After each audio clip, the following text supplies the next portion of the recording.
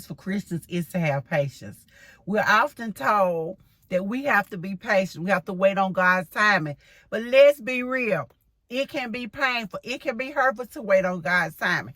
Because when we're having patience, that means we are desiring something. That something has not come to pass. We have not gotten what we're asking for, and we're having to wait. And oftentimes, God is silent in the waiting. And that's what we're going to talk about today. What do we do with patience? Patience is on trial today. Patience. How do we have patience? What do we do while we're waiting for God? And I can remember wanting something. I'll tell you what it was. I had a guy I was dating, and I wanted us to go further in this relationship. I want this relationship to really progress to marriage is what I wanted. And so I was so hopeful. I was praying that things would work out, that things would go the way I wanted. And I was patiently waiting on him. And instead of things getting better, they got worse. And as a matter of fact, me and the person ended up breaking up. And I just could not understand what was going on. And in all truth, I prayed and I prayed and I prayed and I waited and I prayed. In fact, I prayed for 2 years for things to change, for things to turn around. And yet they did not. And in that time I was waiting, I got so depressed. I would spend nights in tears. I did all of these things, but I had to understand that God knew what was best. And in that patient time, he taught me about prayer. He taught me about faith. He taught me a lot of things. Even though I didn't get what I wanted, he taught me a lesson. And I tell you what, I'm so thankful today that I did not get what I asked. But it's so easy for us to get upset. It's so easy for us to lose hope in the middle of being patient. And often we're asking for something and we don't really understand. And I think about the song, I can't remember the name of it, but it talks about these are going to be the good old days and how they were living in those times and they didn't understand that those were the good old days.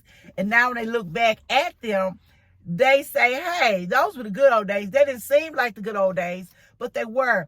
And when I look at when we were going through trials and tribulations, how things happened, and then you're like, oh my God, this is so awful. But after it's over and you look back on, you say, really, that wasn't that bad.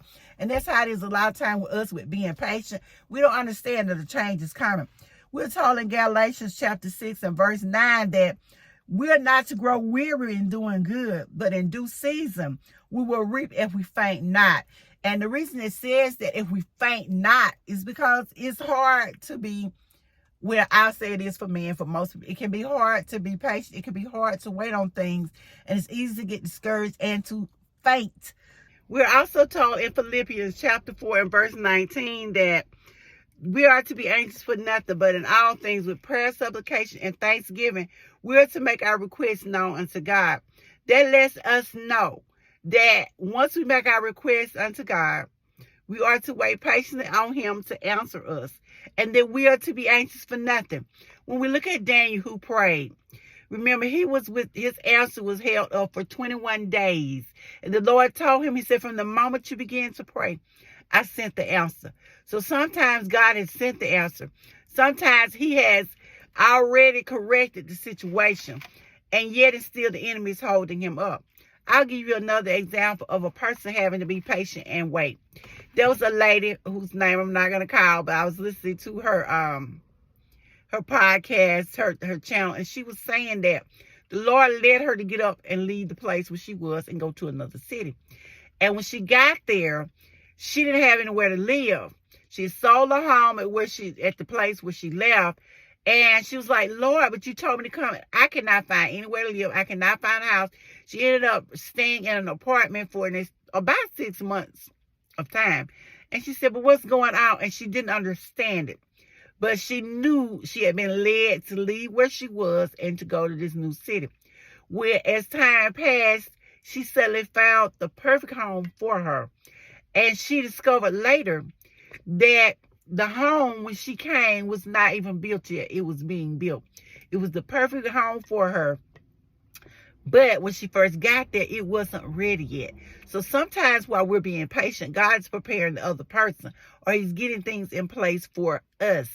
So if you're not the only person involved, if there are more things at play than just you, then sometimes you have to wait for God to finish perfecting the gift that he's going to give you. And we know that God only wants to give us his best, that God is working all things out for our good, and that, again, we will receive if we faint not. So this has been LaWanda Shields with Too Cute Life Lessons, talking to you about patience on trial. I'll see you guys in the next video.